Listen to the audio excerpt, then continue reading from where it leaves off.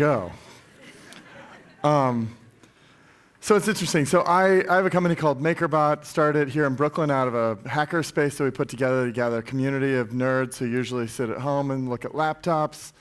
And we basically got a space on Bridge Street where we all got together and looked at laptops. And we got a bunch of tools, and we wanted a 3D printer, and they were too expensive, so we made one. So we decided to make a 3D printer, and now it's been 5 years later, and we have a company and have 500 employees and a factory in Sunset Park, and we're kicking ass. So, and the secret ingredient is Brooklyn pride. It's very powerful ingredient. So when I thought about what's going to happen next, I actually took everybody who's done it so far has been like, this is what I'm doing, and how it applies to what's next. I actually was like, well, I'm going to see if I can figure out what's happening next. I'm going to tell you what I think, and you can tell me I'm wrong. But I'm going to tell you what I think. So automation is coming. So this is something I made about 4 years ago. This is an automatic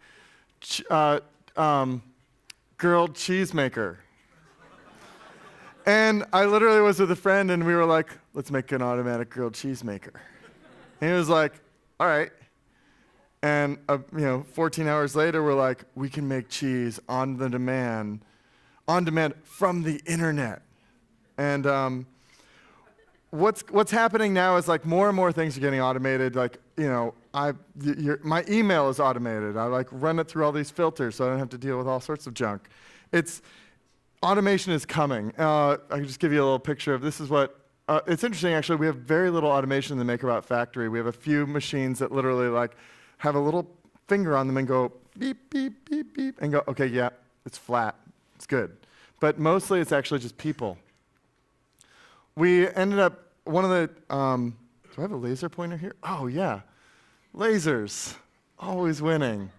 So these little pieces here, so this little white thing is it's like a breakfast tray when you go get your stuff at the cafeteria, except this is where there's a piece of the MakerBot right here, and another piece is about to get laid into these parts right here, and it goes down every couple minutes.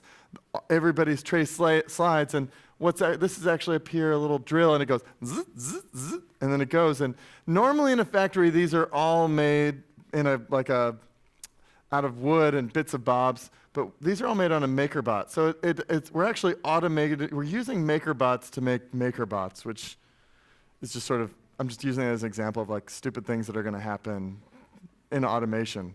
The fact that Google Car, automated cars where we don't drive and we can sleep on the way to work in a car is going to happen is one of those things. So one of the things I'm basically going to tell you is like, if you're interested in what's happening next, like these are maybe some hints. I could be totally wrong, but these are some hints about things that if I were getting started now instead of 5 years ago, I'd be like, okay, these are the things I'd kind of wiggle my way into and see if there's something there. So automating things. So customization. So at MakerBot, we have a community that we share online. That's an online community of people who make digital designs, and they share them and let other people build them for free.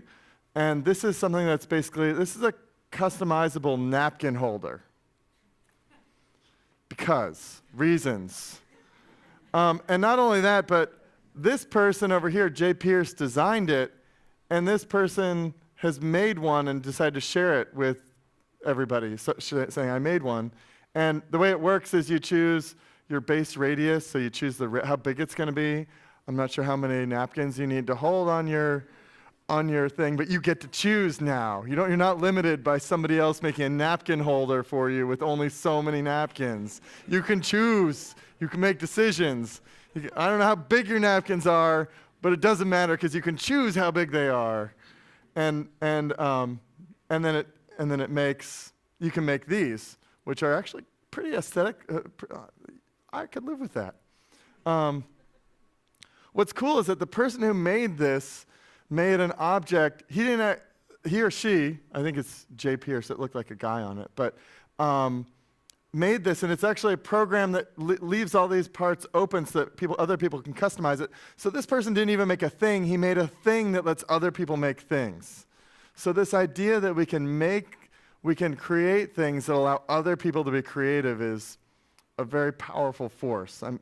For me personally, having been a former school teacher and a puppeteer, my life is dedicated to empowering creative people. And this is one way where I've actually empowered creative people to be creative for other people. So it's getting pretty meta, but there you go. I'm just put this up because I'm really proud. I just built this car. This is a stupid car. It's a Local Motors Desert Rally race car rally fighter. And it's basically a bunch of folks in Phoenix, Arizona who decided, hey, I want to make a car. They figured out what kind of car they wanted to make. They made it, and they were like, everybody should have one of these things. We all need 430 horsepower, right?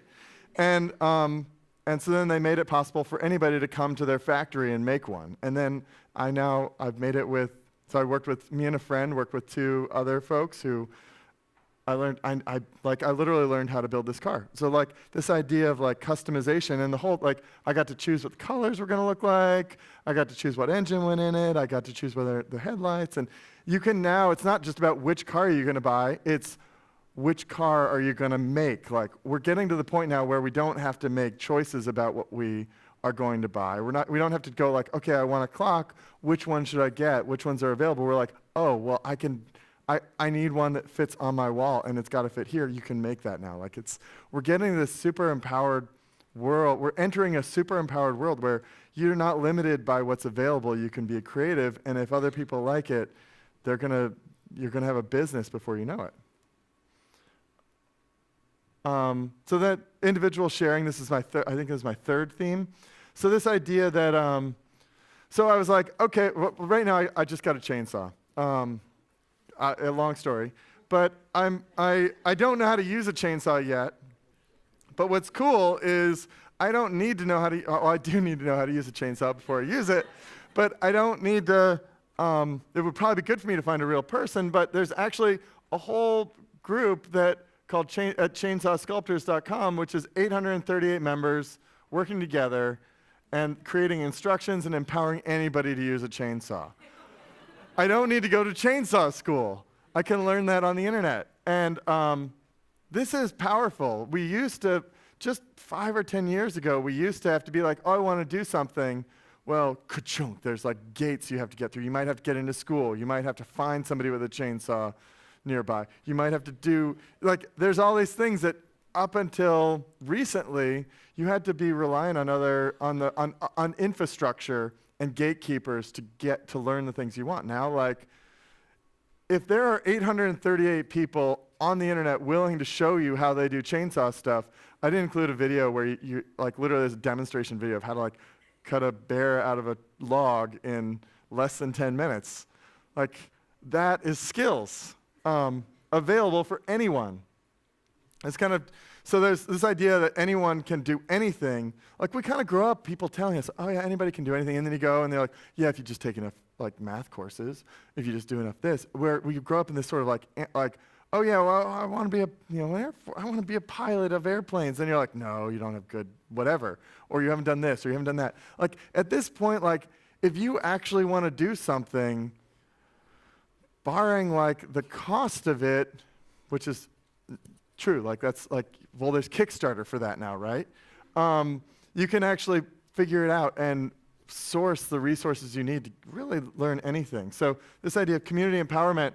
So I used to have a Volvo, and it turns out there's not one, but there's 3 communities online of people obsessed with maintaining Volvos. So there's this one. This is the most heavily trafficked one, Brickboard, and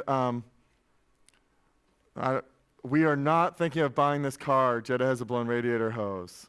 Okay, don't do that. This is Linux Man 51, who is literally like, he's actually a vendor, so he's trying to tell you why you need a wideband sensor. And this is only about 1/10 of the infrastructure about wideband sensors, which is about oxygen sensors, not a narrowband. I don't know why you need one, but there's a lot of infrastructure here about how to maintain and soup up your Volvo. And not only that, but there's a whole community around people who have Volvos and want to turbocharge them. So when there's a community of people who want to turbocharge Volvos, there's a community for anything. Anything. And it means that there's a community of people who, if you join it, they will be excited that another person wants to supercharge a Volvo, right? And they're going to tell you exactly how to do it and argue about it. In terms of, so we created, this is the Thingiverse community that I mentioned before. So I took some of the superstars of Thingiverse. These are digital designers. I took the ones that are in Brooklyn out for dinner because I was curious what they would do with each other. And they promptly decided to create a challenge where they were going to try and create a design that could be made on a MakerBot in less than 10 minutes. And one of the ones that came up was this one, which is, it's a little contraption that sticks on your iPhone over or whatever phone, and it has to have like one of those like flashes. It's really bright. And you put this thing over it, and you attach it with that, and it puts an actual starscape on the wall. Like, how cool is that? Like, in the old world, you had to justify making a product, and it needed at least 10,000 people that you could sell it to justify making it. Well, this might actually do that, but he doesn't need to think about an audience of 10,000. He just has to make it to make himself happy. Simplest design, he's in Brooklyn, he's badass in the design world. So then there's like this idea, so extending from online communities to real communities, people that you meet. We're in a community, I've met like 3 or 4 people, some from here, some from Sweden. It's one of those things where you actually, if you want to build a community, you really have to eat with people. Thank you, Building on Bond. It turns out that there's actually like one of the secrets of actually making any project work is like you can measure a good project in how many pizzas were involved. So one of the things that I'm interested in right now, and this is something I haven't done but that I want to do, but I'm going to show you some pictures and then I'm going to tell you like how I might do it, and it probably won't happen that way, but the idea is that it could happen this way, is I'm interested in this kind of kiln called an anagama kiln. Does anybody else know what this is? Oh, awesome. You're all anagama virgins. This is a kiln where you make it out of brick, and it's a big, long, it's almost like a room. You can see this dude is so proud of it, and he fits in it. And these two are super cool. This is their website, Carol and Arthur Rosser, and they've made this kiln, and it makes beautiful things like this. And it basically uses I believe it's also informally called a dragon kiln. You feed it with wood, it makes fire, and then smoke escapes, and then all your stuff is in here. The actual ash from the wood ends up getting so, the whole thing gets so red hot that the ashes from the wood that you use end up putting this amazing gloss on all the pottery. And this is a technique that I think it emerged in Japan like a bajillion years ago.